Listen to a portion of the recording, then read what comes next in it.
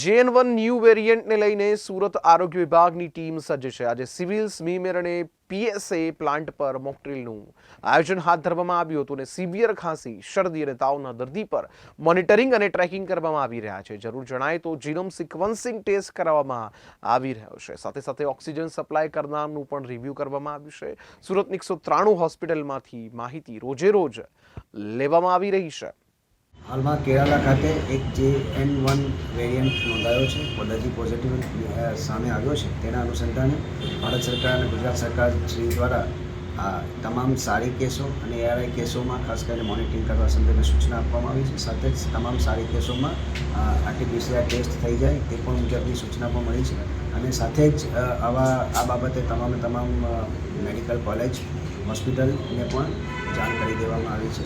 જો RT-PCRમાં કોવિડ દર્દી પોઝિટિવ જણાય તો તેવા સંજોગોમાં જીનોમ સિક્વન્સિંગ માટે પણ સેમ્પલ મોકલવા સંદર્ભેની કામગીરી હાથ ધરવામાં આવશે। સાથે જ તમામ મેડિકલ અને પેરામેડિકલ સ્ટાફના ઓરિએન્ટેશન ટ્રેનિંગની વર્કશોપનું આયોજન પણ સુરત કોર્પોરેશન દ્વારા આગામી 2 દિવસમાં કરવામાં આવ્યું છે, જેમાં તમામ મેડિકલ અને પેરામેડિકલ સ્ટાફને ટ્રેનિંગ આપી આગામી દિવસોમાં કોઈ પરિસ્થિતિ ઉપસ્થિત થાય તો તે સંદર્ભેની તમામ તકેદારી રાખવા માટે સુરત મહાનગરપાલિકા સજ્જ છે।